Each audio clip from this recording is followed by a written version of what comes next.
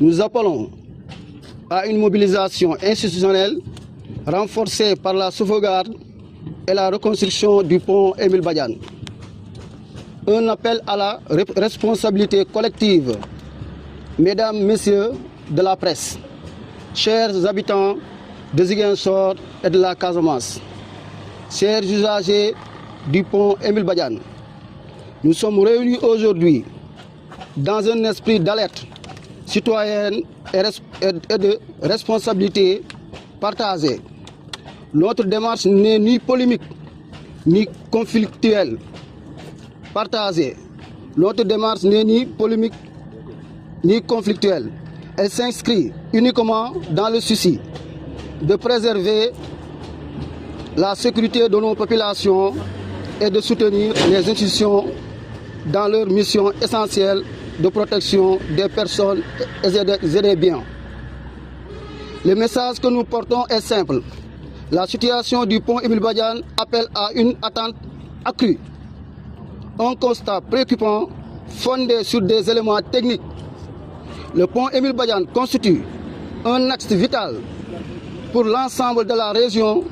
Les observations réalisées par des usagers, des techniciens, des acteurs locaux font état de dégradations visibles, fissures avancées, affritement localisé du béton, présence d'armatures apparentes, vibrations effectuées lors du passage de véhicules lourds.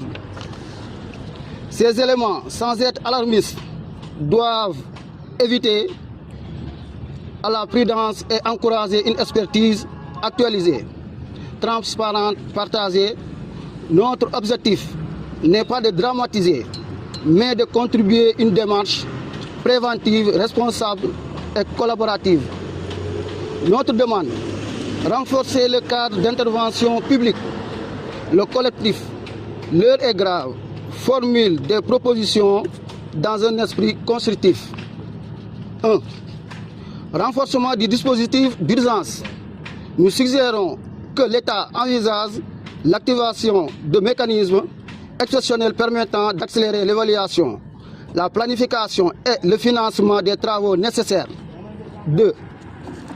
Actualisation et publication d'un audit technique.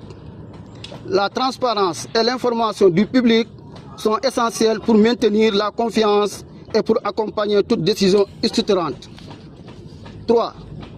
Adaptation provisoire du tonnage autorisé. Il pourrait être pertinent d'étudier temporairement une limitation du passage des véhicules lourds afin de réduire les contraintes sur l'ouvrage. 4. Élaboration d'un calendrier clair pour la réhabilitation ou la reconstruction. Un horizon temporel précis permettait aux populations comme aux acteurs économiques d'anticiper et de s'organiser.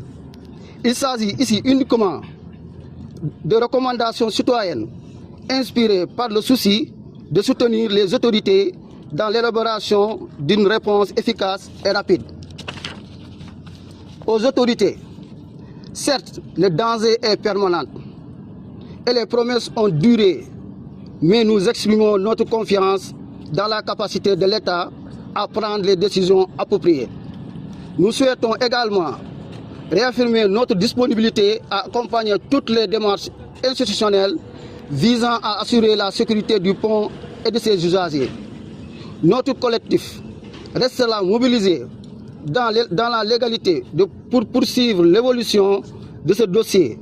Notre volonté est d'être un partenaire vigilant, engagé et respectueux du cadre républicain. Construire ensemble une réponse durable. Le pont Émile Badiane représente bien plus qu'une infrastructure. Il symbolise le lien entre les communautés, la vitalité économique et l'ouverture de toute une région.